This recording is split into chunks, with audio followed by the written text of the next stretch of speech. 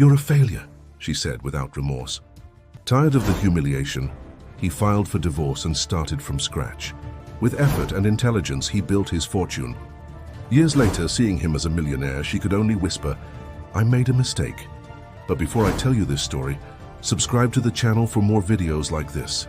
Michael adjusted his cheap tie in front of the cracked mirror in the small apartment he had shared with Claire for 5 years.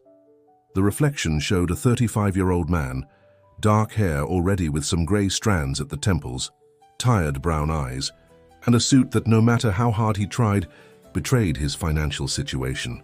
His hands trembled slightly as he prepared for another job interview. "Do you really think you're going to get this job?" Claire's voice cut through the silence like a razor.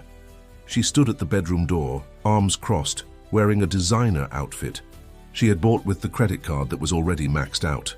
"How many interviews have you had this month? 5, 6? Michael took a deep breath, trying to ignore the contempt in his wife's voice. "This time is different, Claire. The company is expanding and—" "Is it different?" She laughed, a joyless sound. "Like how it was different that time you tried to open that ridiculous craft store, or when you had that brilliant idea to invest in that photography course." Each word was like a punch to the stomach. Michael knew his previous projects hadn't worked out, but he always believed that with persistence and hard work, one day he would be able to give Claire the life she dreamed of. At the beginning of their marriage, she seemed to support his dreams, or at least pretended very well. Now she didn't even bother to disguise her contempt. "I'm trying, Claire. You know I'm doing everything possible to—" "Possible isn't enough," she exploded, throwing a fashion magazine at the wall. "Look where we're living. Look how we're living. All my friends have their own houses, new cars, take international trips, and me? I have to settle for a failed husband who can't even pay decent rent." The words echoed through the small apartment, penetrating the thin walls. Michael remained silent, feeling the weight of each accusation. Through the window he could see the luxury building across the street, a constant reminder of what Claire considered a dignified life. "Maybe," she continued, her voice now dangerously calm, "maybe I should have listened to my mother when she said you would never amount to anything in life, that I was wasting my time with a dreamer with no future." Michael felt something break inside him. It wasn't the first time he had heard these words, but at that moment, something was different.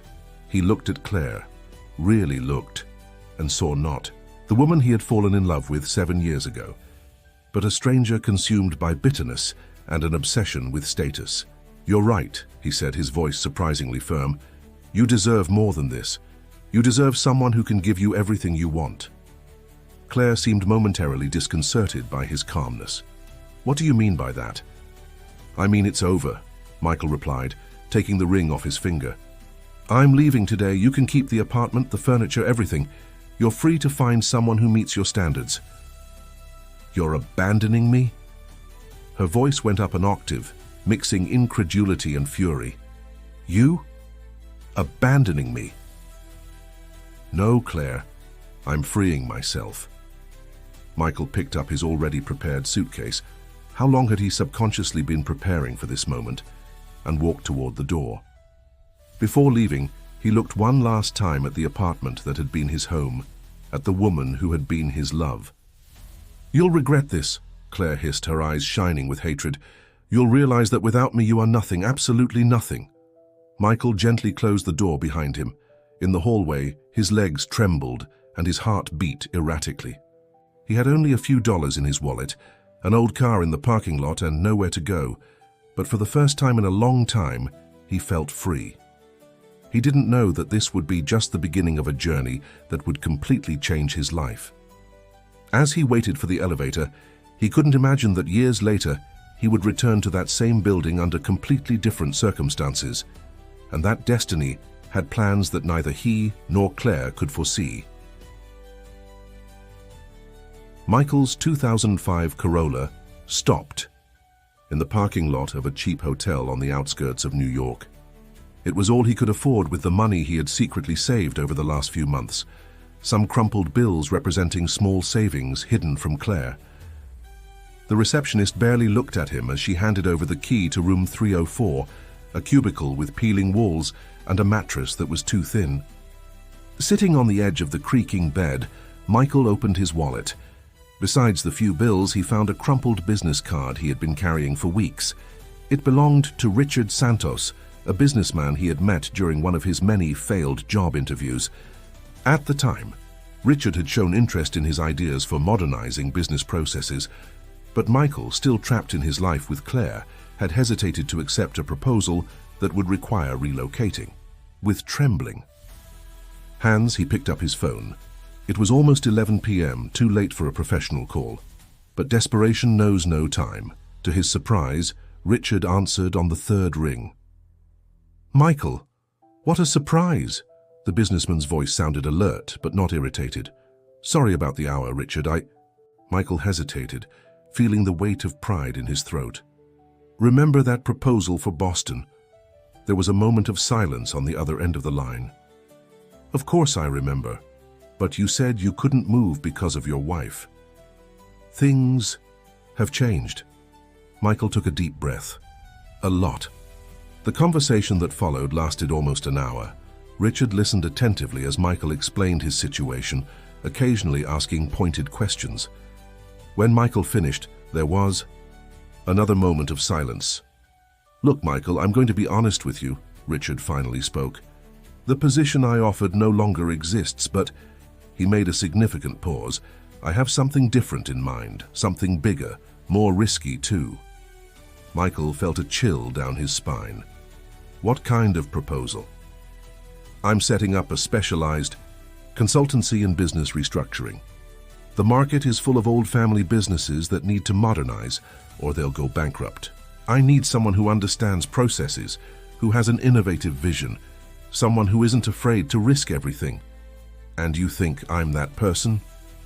Do you have anything more to lose?" The question hit Michael like a slap. No, he had nothing more to lose. The silence that followed was his answer. "Great," Richard continued, "but I need to be clear. I don't have a salary to offer. It would be a partnership. You would contribute your knowledge and work. I would provide the contacts and initial investment. We split the profits, if there are any, and the losses too." Michael looked around the miserable room, at his suitcase with few clothes, at the pathetic reflection in the stained mirror. Claire's words echoed in his mind. "You will never amount to anything in life." "When do we start?" "Tomorrow.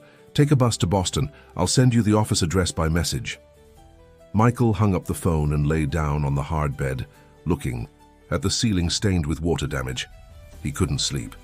His mind was buzzing with possibilities and fears. What if Claire was right? What if he really was a failure? What if this was just another wrong decision in a life full of them? The day dawned grey and cold. At the bus station, as he bought his ticket to Boston, with almost all the money he had, his cell phone wouldn't stop vibrating. Messages from Claire alternated between dramatic pleas and violent threats. She had discovered that he had closed their joint account.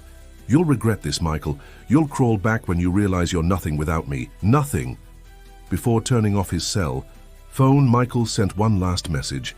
"I've already sent the divorce papers to your email. Just sign them." The bus departed under a light drizzle. Michael watched New York disappear through the window, the gigantic city that had been both his home and his prison. He didn't know that years would pass before he returned. He didn't know that when he did, it would be under circumstances that no one could predict. At the moment, all he had was an old backpack, some used clothes, and an uncertain promise of partnership with an almost stranger. The bus was traveling down the highway when his cell phone, newly turned on, vibrated with a new message. It was from Richard. "I have our first client, a furniture factory on the brink of bankruptcy. The owner wants to meet us tomorrow at 9 a.m. I hope you're ready for the challenge." Michael looked out the bus window, watching the landscapes pass by quickly. He was leaving behind not just a city, but an entire life. The future was a blank page, frightening in its possibilities. But for the first time in years, he felt that he was taking the reins of his own destiny. The Miller Furniture Factory was an outdated building on the outskirts of Boston. The smell of sawdust and varnish permeated the air, mixing with the sound of old machines working at a tired rhythm. Michael observed everything carefully as Rebecca Miller, a woman in her 60s, showed them the facilities. "My father started this business 50 years ago. Rebecca explained, her face marked by sleepless nights. "We were the largest artisanal furniture factory in the southern part of the country. Now," she gestured to shelves full of unsold pieces, "we can barely pay the employees." Michael noticed the tremor in her voice. Rebecca wasn't just a worried businesswoman, she was a woman fighting to preserve her family's legacy. At his side, Richard maintained a neutral expression, but his attentive eyes missed no detail. "Mrs. Miller," Michael began hesitantly, "it was his first meeting as a consultant, and the weight of responsibility was suffocating. May I look at the accounting? Books from the last few years?" The next few hours were spent in a dusty office, immersed in stacks of yellowed documents. The history of the company's decline was there, printed in increasingly red numbers. But among the spreadsheets and reports, Michael began to see something more. "Richard," he called, his voice tense with excitement, "look at this." The two bent over the documents. The factory had a solid reputation in luxury furniture, unique pieces that had once decorated mansions and high-end hotels. But in recent years, pressured by competition from mass-produced furniture, it had tried to compete in the mass market. "That's where it started to go downhill," Michael explained to Rebecca. "You abandoned your specialty to compete in a market that wasn't yours." Rebecca frowned. "But we had no choice. Nobody wants to pay for handcrafted furniture anymore." "That's not true," Richard intervened, a gleam in his eyes. "The luxury market is growing, but it has changed. Being artisanal is no longer enough. It needs to be exclusive, have a story, an identity." Michael felt his heart race. That was it. The solution was right there in front of them. But when he opened his mouth to explain, he was interrupted by a deafening noise coming from the factory. Panic took over the environment when they reached the main warehouse. One of the old machines had broken, sending metal splinters through the air. 2 employees were injured, not seriously, but enough to demonstrate the precariousness of the situation. "We don't have money to replace the equipment," Rebecca confessed, tears in her eyes. "We barely have enough for this month's salaries." Michael felt the weight of that confession. He remembered Claire, her accusations of failure, the fear he had always felt about taking risks. But now it was different. Now he had nothing to lose. "Mrs. Rebecca," he said, his voice firm, "I have a proposal to save your company. But it will require courage, a lot of courage." The plan that Michael presented in the following hours was bold, almost reckless. It involved selling practically all the old machinery, laying off some of the employees, and completely restructuring the business. The factory would stop competing with mass-produced furniture to become a boutique of exclusive pieces, produced by highly qualified craftsmen. "It's madness," Rebecca murmured, after hearing everything. "If it goes wrong, we'll lose everything." "If we do nothing, you've already lost," Richard responded softly. The silence that followed was heavy, laden with doubts and fears. Michael could feel the tremor in Rebecca's hands as she held the papers with the restructuring project. "And how much do you want for this?" she finally asked. "Nothing up front," Michael replied, surprising even Richard. "We want partnership, 20% of the company. If we manage to recover it, everyone wins. If we fail," he swallowed hard, "we'll lose together." Rebecca looked long at the 2 men in front of her, then at her father's portrait on the wall, at the silent machines of the factory, at the employees who were anxiously waiting outside the office. "My father always said that sometimes you need to take 1 step back to take 2 steps forward," she said, picking up a pen. "Where do I sign?" That night, alone in a hotel room even cheaper than the one in New York, Michael couldn't sleep. He had just taken on the responsibility for the fate of a company with 50 years of history and dozens of employees. If he failed, it wouldn't just be his failure. It would be the end of an entire family's dream. His cell phone rang. It was a message from Claire. "I just signed the divorce papers. I hope you die alone and miserable." Michael looked out the window at the lights of Boston that twinkled in the cold night. He didn't respond to the message. He had too much work ahead to waste time on the past. The first months were brutal. Michael practically lived in the factory, sleeping only a few hours a night on an improvised couch in the office. The layoffs were the hardest part, each discouraged. Face that walked out the door carrying their belongings made him question whether he had made the right decision. The transformation of the factory happened amidst chaos. Old machines were sold, walls were torn down, processes completely reformulated. The employees who remained, the most skilled artisans, needed to adapt to a new way of working. No more mass production, but unique pieces, each treated as a work of art. "You're crazy," said John, the oldest carpenter in the factory, when Michael presented the new concept. "Nobody is going to pay what you want to charge for a table." But Michael persisted. He spent nights researching trends, studying design, learning about digital marketing. During the day, he worked side by side with the artisans, absorbing their knowledge, understanding every detail of the process. At night, he pored over spreadsheets and market strategies. Rebecca watched everything with a mixture of hope and terror. "The suppliers are pressuring us," she informed one morning, her hands trembling as she held a stack of charges. "And the bank. The bank wants to foreclose on the building." That's when Richard showed his value. Using his contacts, he managed to renegotiate the debts, buying the precious time they needed.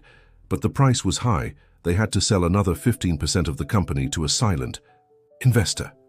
The first piece of the new collection was completed on a rainy Friday.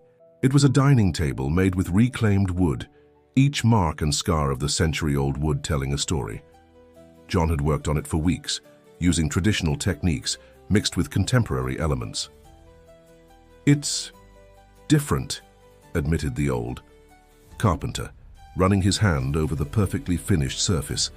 There was pride in his voice. Michael photographed the piece from every possible angle. Richard had made contact with a luxury decoration magazine, and they would have only one chance to make the right first impression. The article came out 2 weeks later. 2 full pages dedicated to the reinvention of the traditional Miller furniture.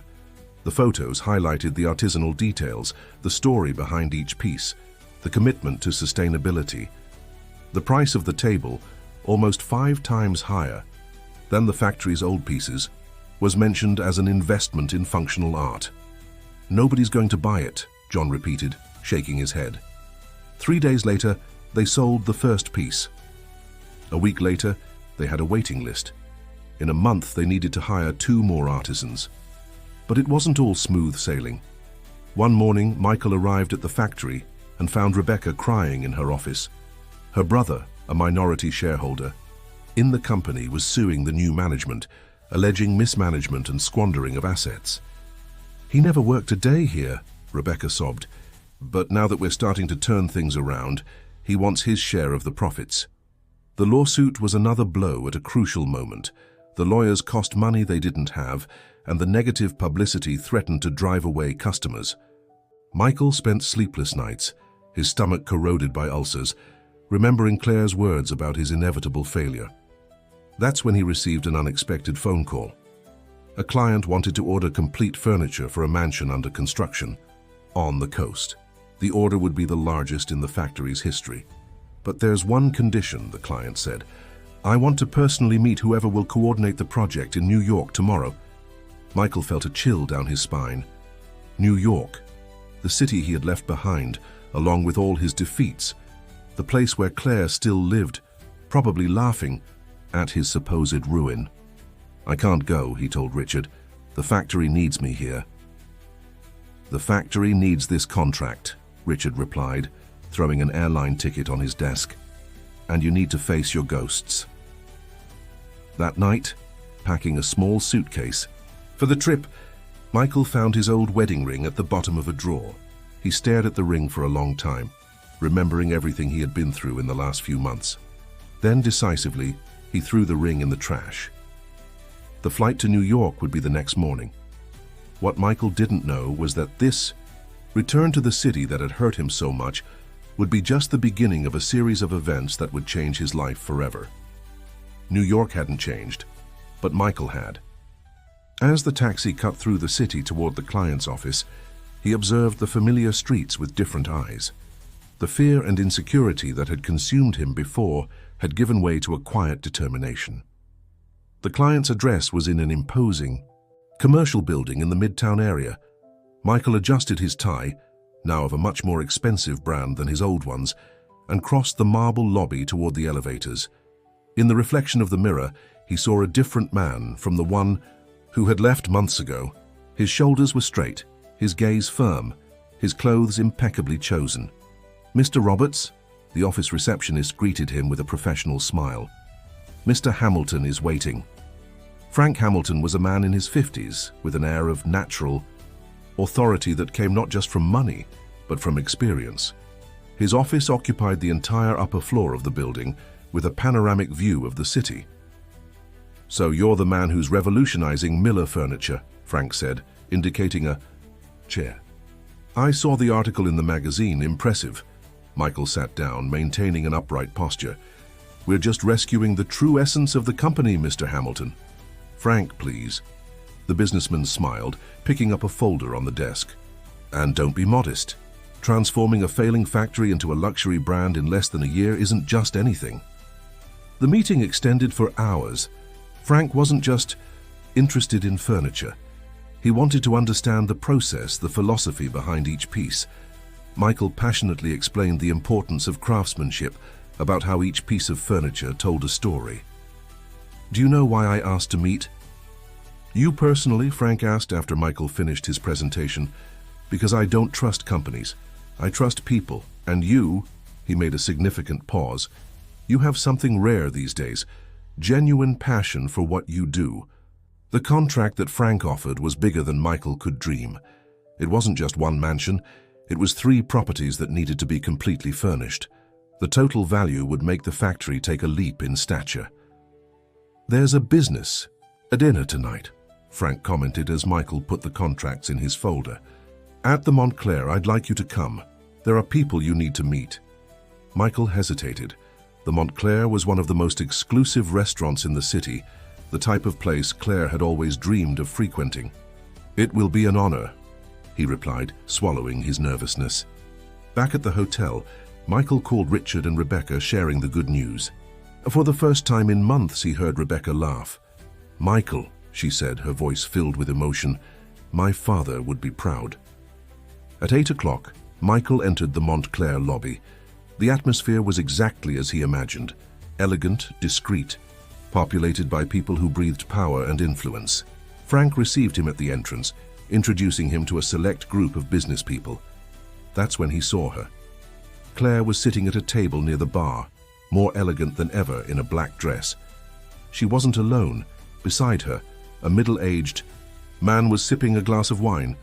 Michael recognized the face. He was one of the richest clients of the bank where she worked. Their eyes met. Michael saw the exact moment she recognized him.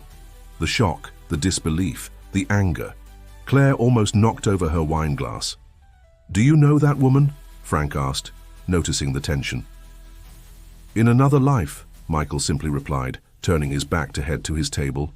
But fate had other plans. The table reserved by Frank was right next to Claire's. Michael could feel her gaze burning on the back of his neck as he discussed business with the other guests, as he laughed at jokes, as he ordered an expensive bottle of wine with the ease of someone who had always belonged to that world. What Claire didn't know, what no one in that restaurant could imagine, was how Michael's heart was racing, how his hands were sweating under the linen napkin. Each laugh, each gesture of confidence was a battle against years of insecurity. The night progressed, and Michael could hear fragments of conversation from the neighboring table. Claire was talking loudly, clearly altered by the wine, trying to draw attention. At a certain point, her shrill laughter cut through the air, too forced to be natural. That's when the waiter tripped. The bottle of red wine he was carrying flew in a perfect parabola, its dark contents staining Claire's expensive dress. Her scream echoed throughout the entire restaurant. The chaos that followed was embarrassing. Claire, soaked in red wine, was screaming at the waiter while her companion tried unsuccessfully to calm her down. The other restaurant patrons watched the scene with a mixture of horror and poorly disguised fascination. "This dress costs more than you make in a year," she vociferated, her face red with anger and shame. Michael observed the scene in silence, feeling a strange mixture of emotions. For years he had lived in fear of Claire's explosions, of her public humiliations, of her cutting contempt. Now, seeing her lose control in the midst of the elite she so aspired to impress, he felt only a deep sadness. "You." Claire suddenly pointed at Michael, staggering in her high heels. "You planned this, didn't you?" Silence fell over the restaurant. Frank and the other business people at the table looked from Michael to Claire, trying to understand the connection. "Claire," Michael said calmly, standing up, "I think you'd better calm down." "Calm down," she laughed hysterically. "Look at him, everyone. The failure who abandoned his wife, pretending to be someone important. How long until it all falls apart, Michael? How long until everyone realizes that you're nothing but a—" "Ma'am," Frank's voice cut through the air like a razor, "I suggest you leave before it becomes necessary to call security." Claire's companion finally managed to grab her by the arm, dragging her out of the restaurant as she continued shouting accusations. Michael remained standing, feeling everyone's eyes on him. "I apologize for the embarrassment," he said, turning to Frank and the other guests. "Don't apologize," Frank replied, his expression serious.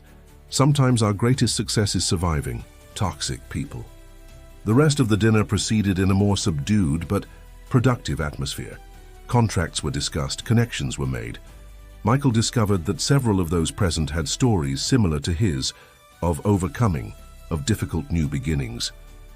When the night ended, Frank called him for one last private conversation at the restaurant's bar.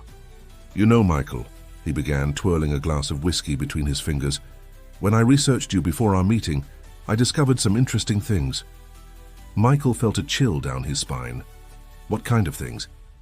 "Your ex-wife works for one of the largest investment banks in the country. She has access to privileged information about companies in difficulty." Frank made a significant pause. "Like Miller Furniture was." The realization hit Michael like a punch. "Are you saying that—" "I'm saying that maybe it wasn't a coincidence that you found that specific factory in trouble," Frank smiled.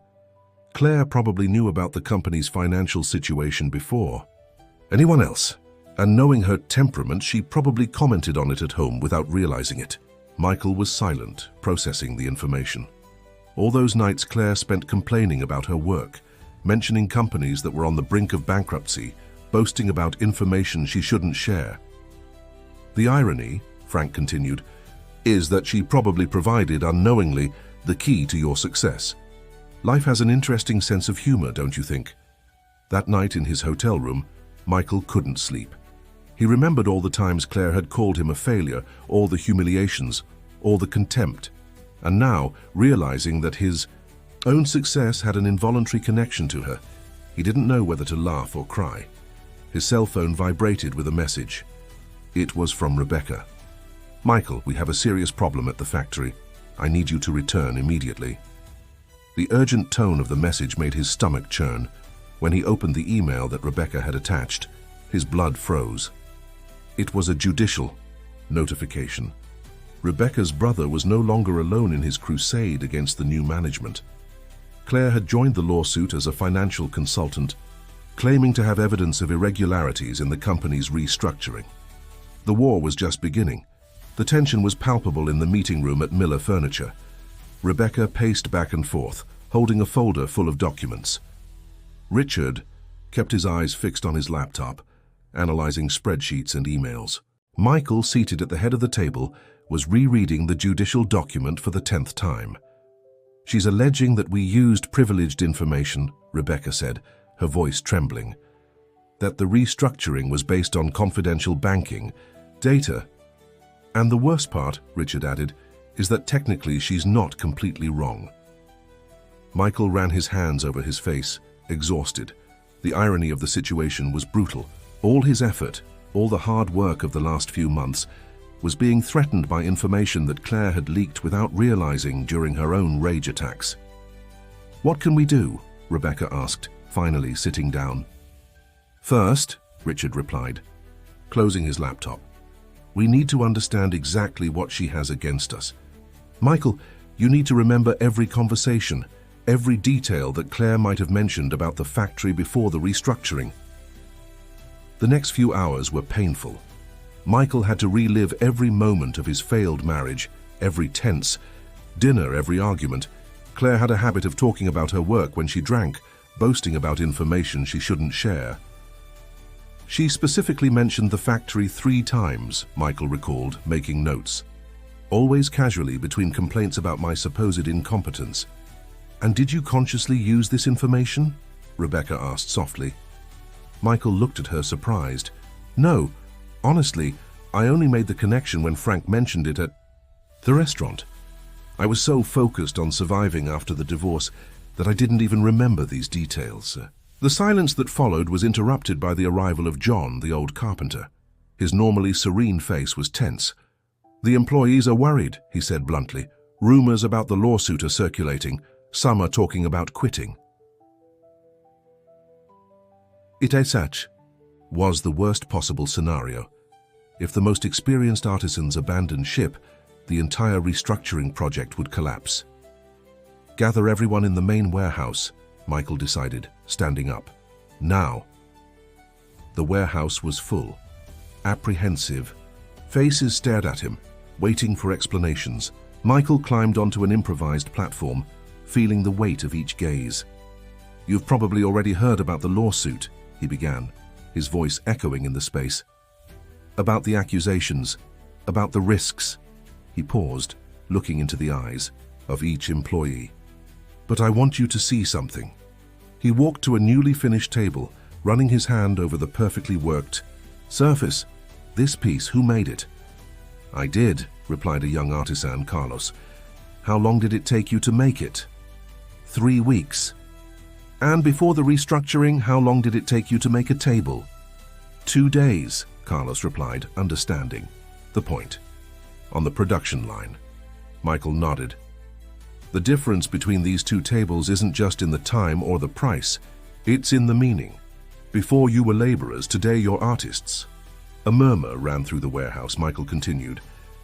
My ex-wife and her lawyers may try to destroy what we've built. They may use papers and lawsuits to attack us. But there's one thing they can't do. They can't replicate what happens in here. He picked up a piece of raw wood from a corner. This is just wood until it passes through your hands. Say it's you who give life to it, who transform dead trees into works of art. That's not in any judicial document. It can't be copied or stolen. The silence in the warehouse was absolute. Michael could see tears in the eyes of some of the older employees. I won't lie to you. The next few weeks will be difficult, maybe the next few months too. But if we stay united, if we continue doing what we know how to do best, no one can defeat us. John was the first to speak up, his voice hoarse with emotion. I'm with you, son, to the end. One by one, the other employees began to express their support. Fear was still there, but now there was something stronger, determination. Back at the office, Richard was waiting for them with news. Frank called. He wants to help. He said he knows people who can assist us legally. Michael shook his head. I don't want favors. They're not favors, Richard insisted. It's business. Frank believes in our potential, and more importantly, he hates people who use privileged information to destroy honest companies. Rebecca, who had been quiet, finally spoke. Michael, sometimes we need to accept help to be able to help others. That night, alone in his office, Michael found an old photo in a drawer. It was of him and Claire on their wedding day, both smiling at the camera. It seemed like a lifetime ago. His cell phone rang. It was a message from Claire. You'll never get rid of me. I'll destroy everything you've built. Michael looked out, the window at the factory lights that still shone in the night. Somewhere, artisans continued working, transforming wood into art, dreams into reality. You're wrong, Claire, he murmured to himself. For the first time in my life, I'm truly free. The following weeks were a constant battle. The lawsuit dragged on, consuming precious time and resources. Claire, now officially a consultant on the case, seemed determined to expose every small detail of the factory's operations. On a particularly tense morning, Michael found Rebecca crying in her office. On the desk, a stack of old documents she had been forced to unearth for the lawyers. I found this, she said, handing him a yellowed photograph. It's from the day the factory was inaugurated. My father is here, see? Next to the first machine we bought. Michael observed the image. A middle-aged man smiled proudly, surrounded by a small group of employees. The building behind them was new, the walls still shining with fresh paint. "Do you know what else he left?" Rebecca continued, picking up a leather-bound notebook. "The factory diary. Every important decision, every purchase, every difficult moment, he recorded everything here." As he leafed through the diary, Michael began to understand something fundamental about Miller Furniture. It wasn't just a factory. It was a family's dream built with sacrifice and dedication over decades. "Your father faced a crisis in 1985, Michael commented, reading a specific passage. "Interest rates were sky high, inflation eroding everything." Rebecca nodded. "He almost lost everything. But do you know how he survived? By focusing on what he knew how to do best, quality furniture. He used to say that money comes and goes, but reputation, once lost, is never recovered." Those words lit up an idea in Michael's mind. He ran to his office, picked up the phone, and called Richard. "I need you to arrange a press conference," he said as soon as his partner answered. "And call Frank too. I have a plan." 3 days later, the factory's main warehouse was transformed. In the center, an improvised exhibition showed the evolution of Miller Furniture through the decades. Old photographs, historical documents, and of course furniture representing each period of the company. Journalists filled the space, intrigued by the unusual invitation. Michael, wearing a simple but elegant suit, climbed onto the small stage set up for the occasion. 50 years ago, he began, a man had a dream. It wasn't a dream of wealth or power. It was a dream about creating something lasting, something that would span generations, something that would transform raw wood into art. The cameras recorded every word as Michael told the story of the factory. He didn't hide the difficulties, the crises, the moments of near bankruptcy, but he also showed how each obstacle had been overcome with honest work and dedication. "Today," he continued, "we face new challenges. There are people who question our integrity, who try to tarnish our reputation with empty accusations. But instead of hiding, we decided to open our doors." With a gesture, Michael indicated the workstations, where the artisans began to demonstrate their craft. The sound of tools, the smell of fresh wood, the dedication evident in every movement, it was all part of the spectacle. "We have nothing to hide," he declared. "Every piece that leaves this factory carries a story of tradition, of excellence, of love for a job well done, and that's something no lawsuit can take away from us." Frank, who was watching everything from the front row, smiled discreetly. Next to him, other influential business people nodded in approval. Transparency was the best defense against Claire's accusations. But the most powerful moment was yet to come. Michael called John to the stage, along with other long-time employees.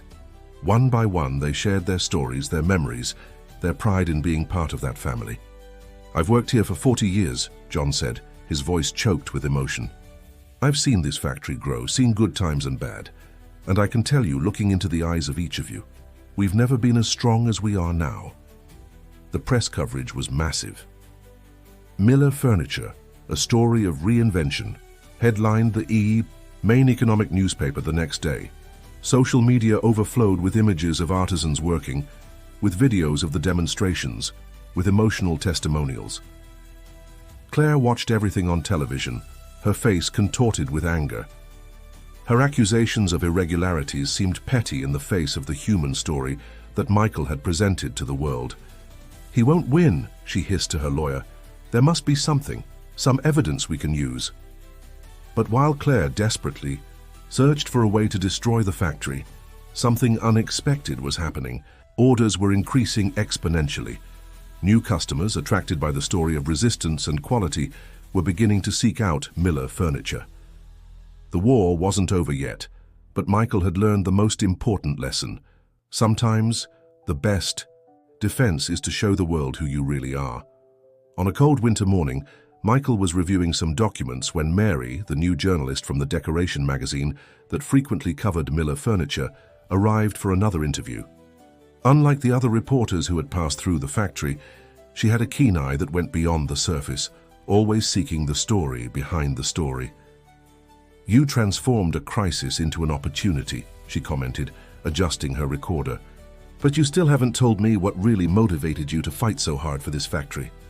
Michael hesitated, watching the artisans working in the warehouse through his office window. "You know, Mary, when I arrived here, I was running away. From a failed marriage, from a life that wasn't mine, from all the times I heard that I wasn't capable. And now? Now I've discovered that I wasn't running away. I was finding my way back to myself." The conversation was interrupted by Richard, who entered the office hurriedly. His normally calm face was tense. "Michael, we need to talk. In private." Mary understood the cue and discreetly withdrew, promising to return another day. As soon as the door closed, Richard threw an envelope on the desk. "The bank is selling the factory's debt," he said bluntly. "And guess who's interested in buying it?" Michael didn't need to guess. Claire's smile at her last appearance in court said it all. She had found a new way to attack them. "How much time do we have?" 3 days. If we can't pay off the debt or find a friendly buyer, she takes financial control of the company." Michael felt the familiar weight of despair trying to settle in his chest, but he pushed it away. He was no longer that insecure man who let fear paralyze him.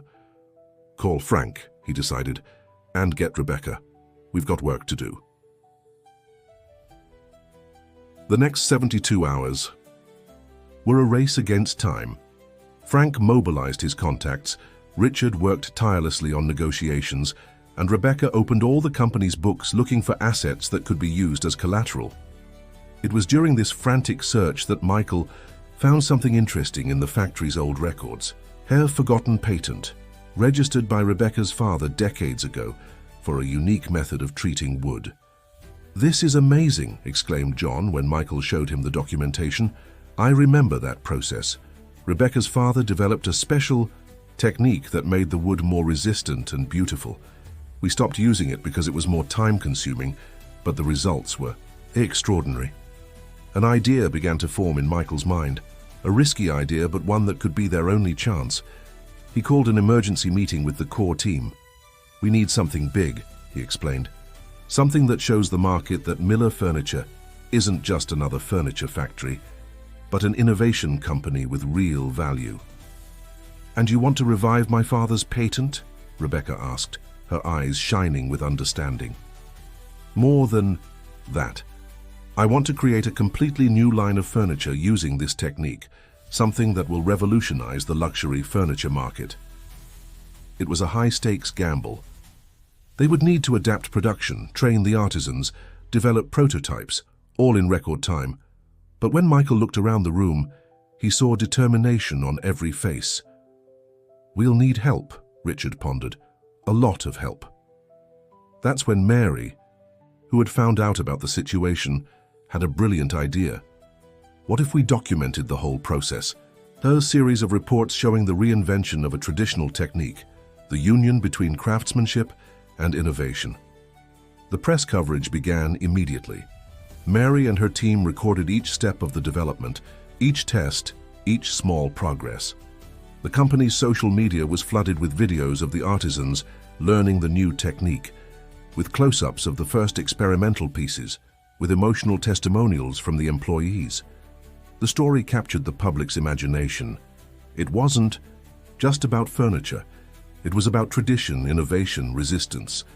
Each post, each report increased the buzz in the market. Frank, realizing the potential, organized a private presentation for a select group of investors.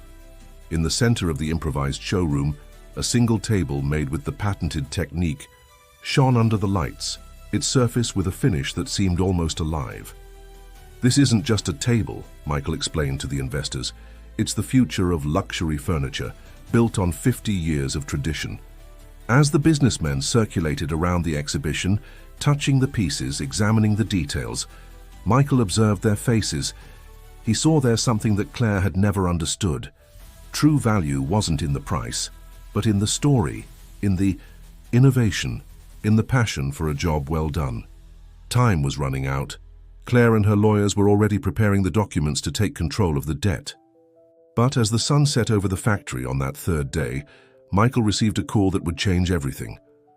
"We have a proposal," Frank announced, Actually, we have several. Michael's office was packed. Frank had brought not one, but 5 potential investors, all fascinated by the combination of tradition and innovation that Miller Furniture represented. On the conference table, several proposals were spread out, each one more attractive than the other. "It's more than we need," Richard murmured, analyzing the numbers. "Much more." Rebecca, who had been silent, picked up one of the proposals. "This one is from the Premium Artisanal Group. They have a network of luxury furniture stores across North America." "And this one," Frank pointed to another document, "is from an investment fund specializing in traditional family businesses. They don't just want to buy the debt, they want a minority stake in the company." Michael studied each proposal carefully. It wasn't just about money. It was about the future of the factory, the employees, the legacy they were building. "How much time do we have to decide?" he asked. "Claire is going to sign the debt purchase papers tomorrow at 10 a.m., Richard replied. "We need to close a deal by then." The weight of the decision was enormous. A wrong choice could mean losing control of the company to investors interested only in quick profit. Michael stood up and walked to the window, observing the activity. In the factory, John was coordinating a group of artisans working on a new piece using the recovered technique. The special shine of the treated wood caught the late afternoon light, creating golden reflections throughout the warehouse. That's when Mary, who continued documenting everything, made an insightful observation. "Do you realize you have something more valuable than money here? You have a real transformation story." Michael turned, intrigued. "What do you mean?" "Look around," she gestured. "A revolutionary traditional technique, artisans passionate about what they do, a company that reinvented itself without losing its essence. This isn't just a business, it's a symbol of resistance and innovation." Frank smiled, understanding. "She's right, and that's why I suggest a 6th option." Everyone turned to him, curious. Instead of accepting a single proposal, why not create a consortium? Combine the best aspects of each investor, keeping control in the hands of those who truly understand and love this factory. The idea was audacious. It would require complex negotiations, convincing different groups to work together, establishing a structure that preserved the factory's autonomy. "It would be like assembling a perfectly balanced piece of furniture," John commented, having quietly entered the room. "Each piece needs to fit exactly in the right place." The next few hours were intense. Phone calls, online meetings, documents being reviewed and adjusted. Michael, Richard, and Frank worked tirelessly, crafting an agreement that seemed impossible. At midnight, exhausted, but satisfied they had a concrete plan, 3 of the 5 investors had agreed to form a consortium, each bringing a different expertise: international distribution, technology, and working capital. "We still need to convince the bank to accept our proposal instead of Claire's," Richard reminded them. "Leave that to me," Frank smiled. "I have a meeting scheduled with them at 8 a.m. When everyone had left, Michael remained in the office. Rebecca, who had also stayed, approached with a cup of coffee. "You know what impresses me most about you?" she asked softly. "It's not that you saved the factory, or that you've innovated so much. It's that you understood the true value of what my father built." Michael took the cup, feeling the warmth of the coffee between his hands. "Your family built more than a factory, Rebecca. You built a place where people can transform dreams into reality." The sun was beginning to rise when his cell phone rang. It was Frank, his voice overflowing with satisfaction. "The bank accepted. The debt is ours." At that moment, Michael allowed himself a smile. In a few hours, Claire would arrive at the bank, confident in her victory, only to discover that once again she had underestimated the man she once called a failure. But something in the back of his mind warned him Claire was not the type of person who easily accepted defeat, and her revenge was far from over. Claire watched the rain fall through the window of her office at the bank, her reflection distorted in the glass, showing a woman she barely recognized.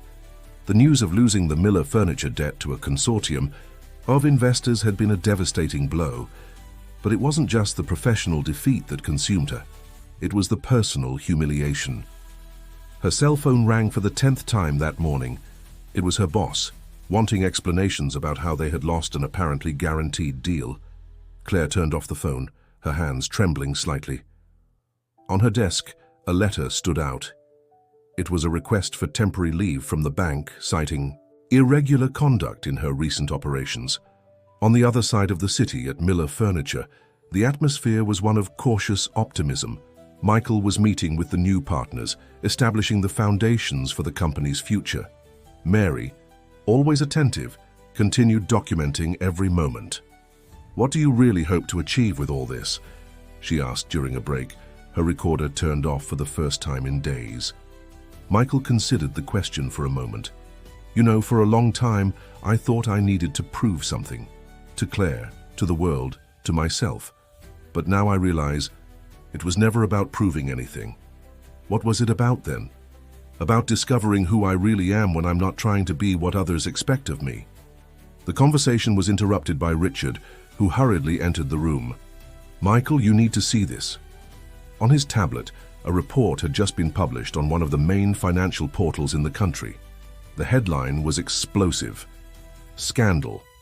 In the financial market, executive is removed after allegations of privileged information leaking." The article detailed how Claire had systematically used confidential information from the bank to try to manipulate business for her benefit. Miller Furniture was just one of the cases mentioned. "That explains a lot," Richard commented.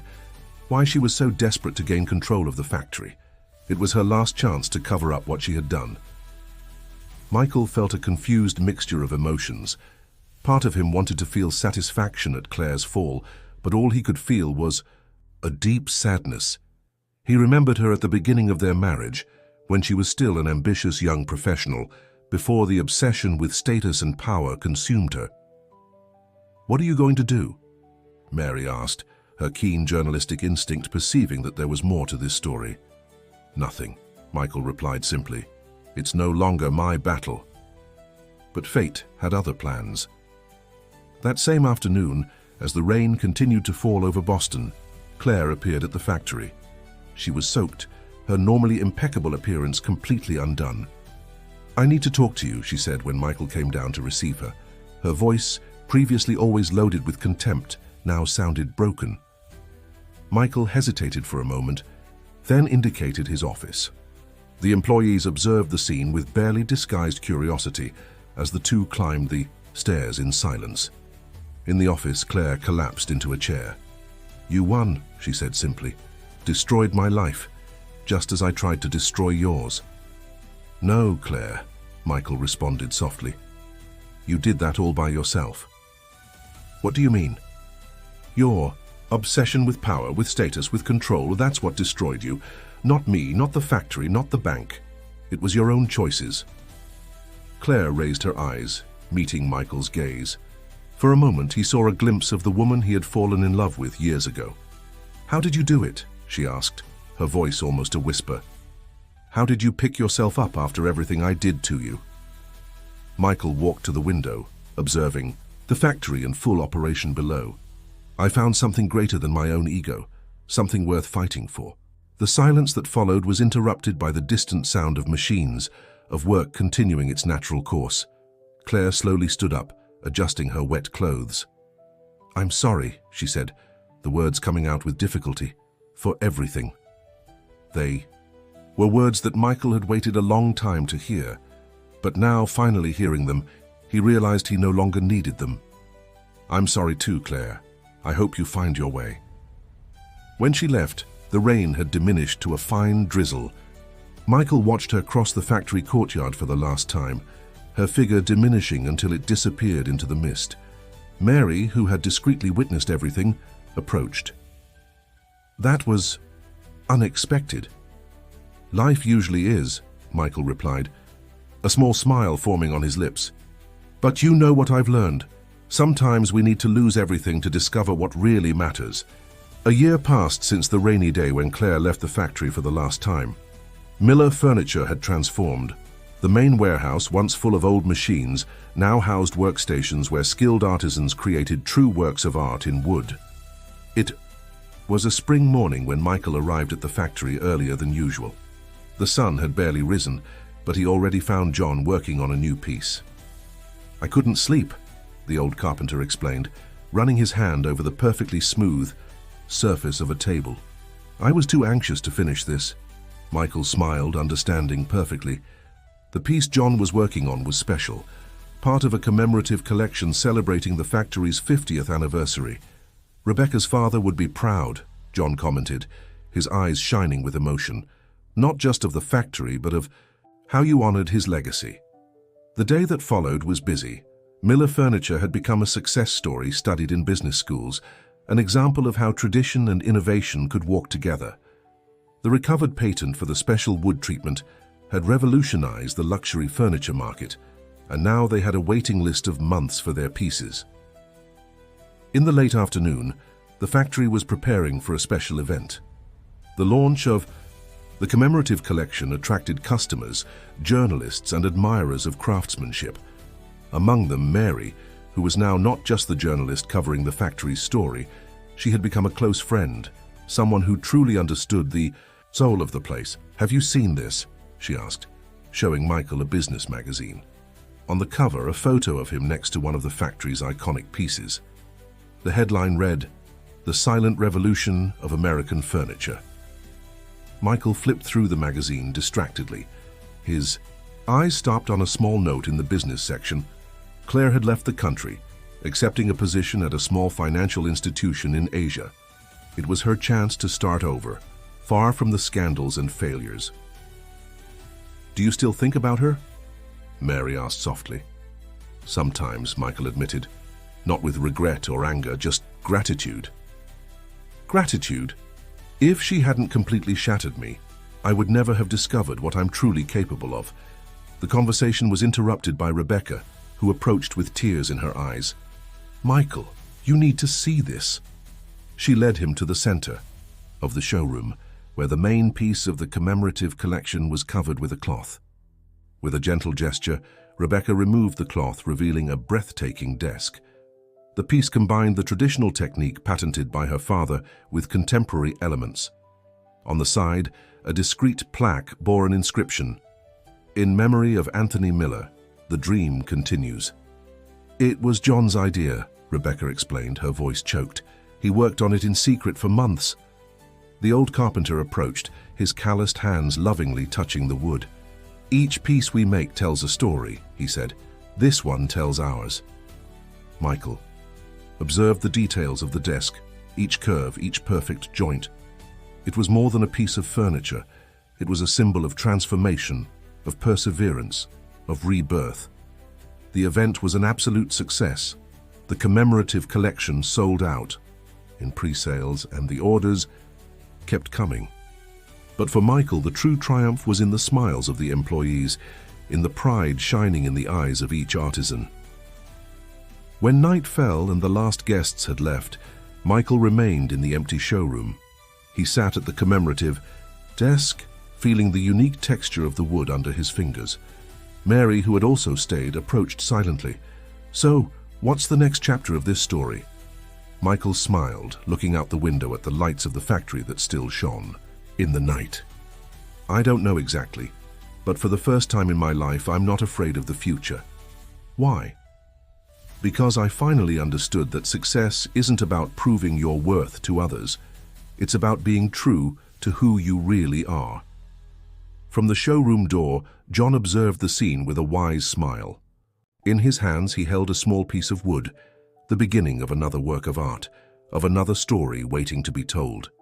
And so, in the quietness of that night, Miller Furniture continued its path, no longer just as a factory, but as a living testament that the greatest triumphs are born not from revenge or unbridled ambition, but from the courage to be authentic and the dedication to a job well done.